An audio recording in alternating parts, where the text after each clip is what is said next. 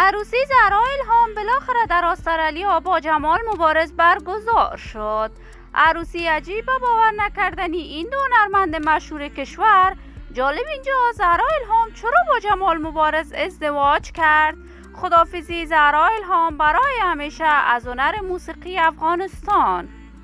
من در این ویدیو پیرامون حقایق همین ماجرا خواهم پرداخت، پس در ادامه با کانال دنیا اینفو باشید.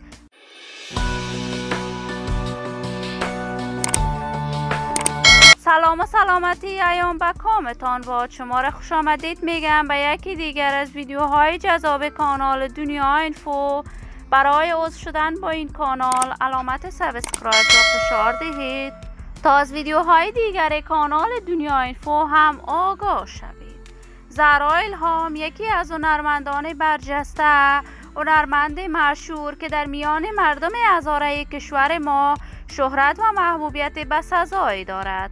زهرا الهام هزاره می باشد وی در پاکستان بزرگ شده است، اما نظر به علاقه فراوانی که به هنر موسیقی داشت در سن نوجوانی به افغانستان برگشت و در برنامه رقابتی ستاره افغان تلویزیون طلوع اشتراک کرد. زهرا الهام اولین دختر خانم افغانی بود که توانست مقام اول را از آن خود کند و بعد از ختم برنامه ستاره افغان هم آهنگ‌های بیشماری برای دوستداران و طرفداران صدایش سرود.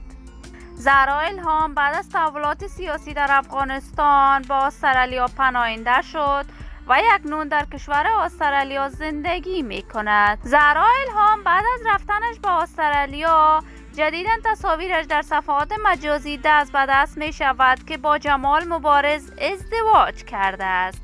اما جالب اینجا زهرا چرا با جمال ازدواج کرده است و زهرا الهام بعد از ازدواجش با جمال مبارز کاملا از هنر موسیقی دوری گزید، ولی هر کس خودش میداند و تصمیمات زندگیش. من آرزوی موفقیت، کامیابی و سعادت برای این هنرمندان کشور خود از بارگاه عزت الله یزال تمنا دارم.